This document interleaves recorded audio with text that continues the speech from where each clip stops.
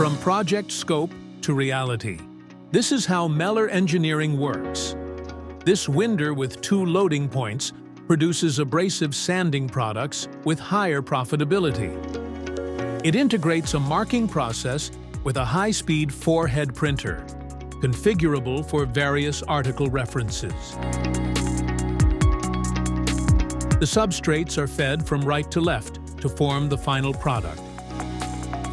From each of the splicing tables provided, the adhesive application is carried out with an adjustable coating head that allows a lamination width from 500 to 1,600 millimeters.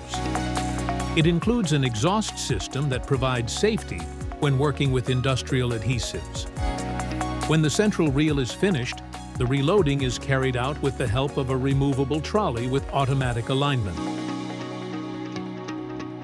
Its pneumatic fastening system secures the load to avoid any risk for the technical staff. The structure is equipped with detection barriers and sensors for both diameter and presence of material, which guarantee precision and line stop during work inside the machine.